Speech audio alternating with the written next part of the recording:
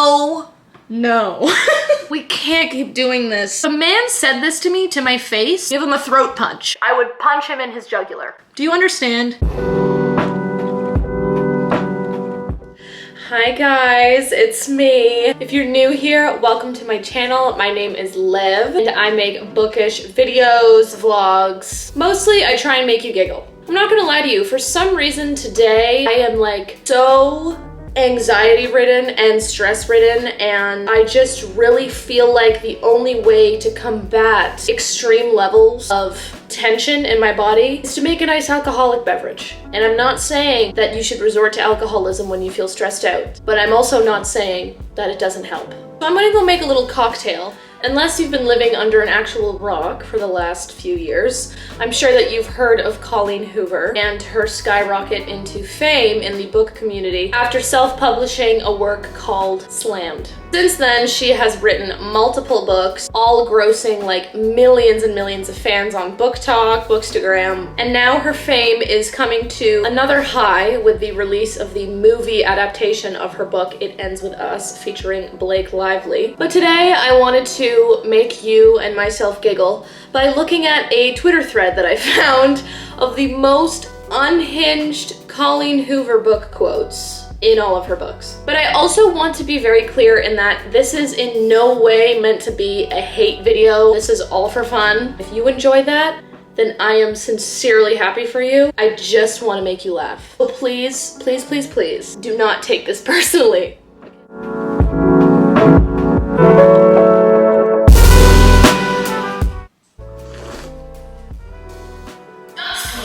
That's actually lovely. This Twitter thread was posted by a username Postcards by L. They seem fucking hilarious. First tweet says, in honor of It Ends With Us becoming a movie, here's a thread of the worst lines from Colleen Hoover's books in hopes that trees will stop dying for her terrible writing.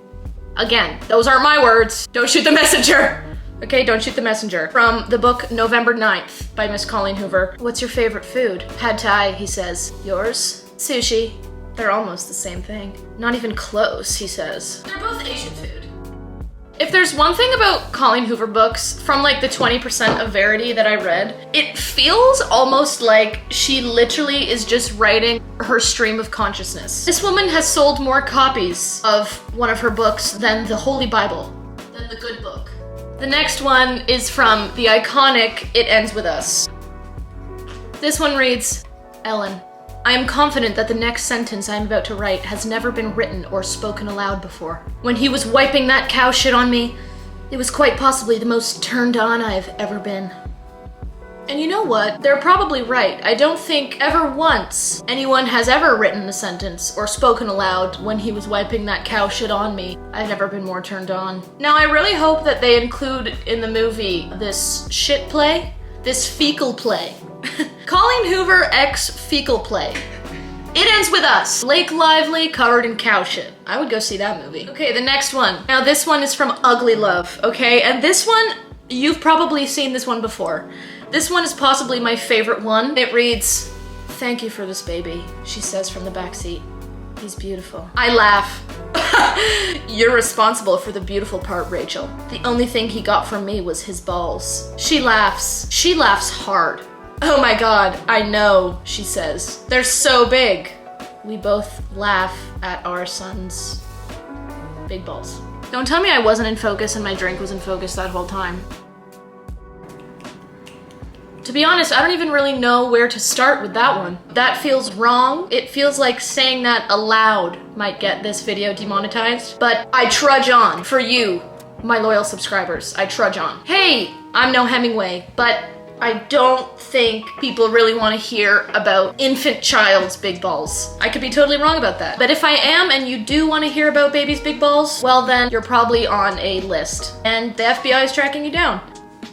I think I make really delicious espresso martinis. This next one is from Ugly Love. Miles, I say with a smile, you're looking at me like you fell in love with me. He shakes his head. I didn't fall in love with you. I flew. I want to be so clear. If a man were to tell me he flew in love with me, I would get an immediate restraining order against him because that's crazy. Oh. That's crazy, and you're weird. I don't trust you. This next one is from November 9th. My eyes fall to the dress first. I have to give myself props for picking that one out. There's just enough showing at her neckline to keep me good and happy. Sorry, that just actually gave me full body chills. But I'm not even positive I'll be able to look away from her face long enough to stare at her cleavage. Here's what I think. I think that Colleen Hoover wrote Slammed. She didn't know that it was gonna blow up the way it did. Started pumping out books like nobody's business. There's no way she wrote all of these. I just can't picture a woman's mind coming up with this and then writing it down and being like, yeah. My theory is that maybe her husband wrote this. The only way that something can be this bad is if it's done by a man. Now, November 9th has a lot of zingers. What you would call things that make me recoil into my body, that make me want to tear off my skin. Things that make me want to do that. For example, here's another one. This is from November 9th, and written here by Postcards by L says, protagonist is a burn victim. And of course this thought leads me to her breasts. Are they scarred too? How much of her body is actually affected? I begin to mentally undress her, and not in a sexual way, I'm just curious. Really curious, because I can't stop staring at her. And that's not like me. My mother raised me with more tact than this. But what my mother failed to teach me is that there would be girls like this one who would test those manners merely by existing. And this brings up interesting questions, which I want to ask the audience. Colleen Hoover writes about a lot of serious topics in her books. And I read an article by the New York Times that said that she was a victim of an abusive relationship, or her mother was. It just kind of felt like she got success from a narrative about a traumatic event and someone experiencing serious trauma. And when that got so popular, she was like, well, I guess that's my niche, talking about serious traumatic events and also incorporating sex. I don't read her book, so I don't know, but it just feels wrong. But are you the one that should be telling these stories? That begs the very interesting question, which I would love to dive deeper in on. Is it inherently wrong for someone to create stories like this off the top of their head, even if they think that they're doing it out of respect? I don't know what I think. I'm inclined to say that feels wrong. You know what I mean? Is serious traumatic events a niche? If you guys have thoughts about that, I would love to hear it. November 9th again, you guys, wow. I shoved the dress back at him. I don't want to wear this. I want to wear this. No, he says. I'm paying for dinner, so I get to choose what to stare at while we eat. Oh no. Oh no. We can't keep doing this. If a man said this to me to my face, I would kick him in the shins and give him a throat punch. I would punch him in his jugular. Do you understand? Next one, also November 9th. I've never wanted to use physical force on a girl before.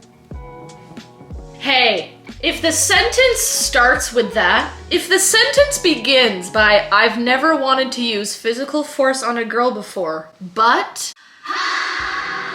Stop.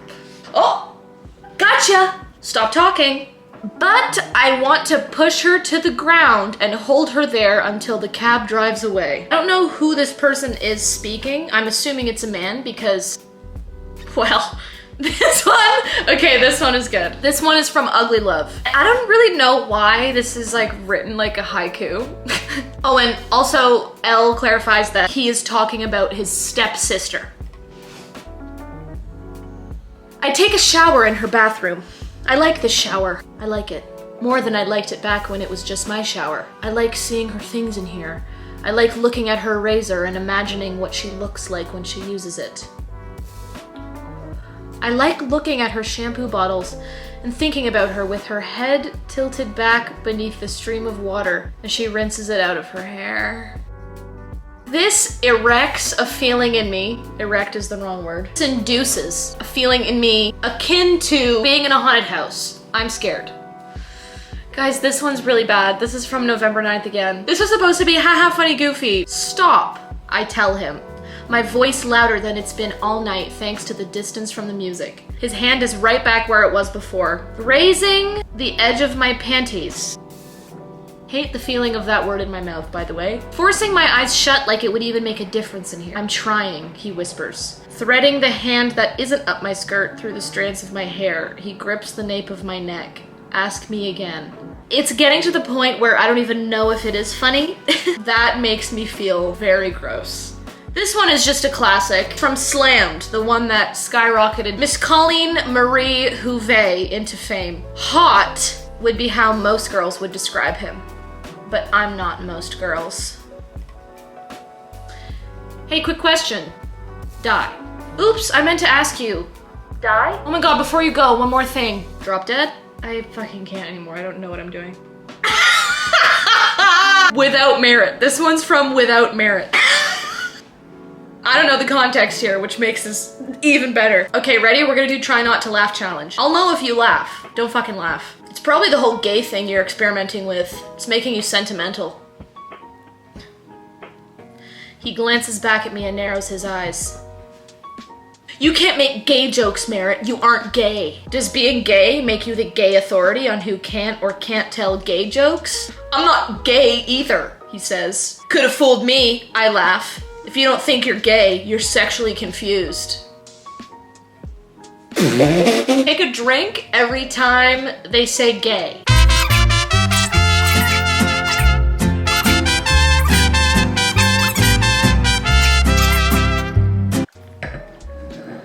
You know what this is?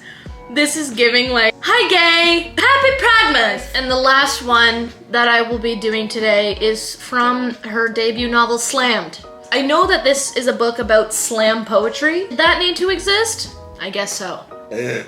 But this is what it says. I got schooled this year by a boy that I'm seriously, deeply, madly, incredibly, and undeniably in love with. And he taught me that most important thing of all, to put the emphasis on life. And you know what? What a brilliant message that is. Guys, thanks so much for watching. I once again just want to completely clarify, this is all jokes. If you like Colleen Hoover, that is amazing. I'm so happy that you found an author that you love and you resonate with. Love you guys. If you don't follow me on Instagram, my personal Instagram is Olivia Lloyd Baker and my bookstagram is Libby's Lib.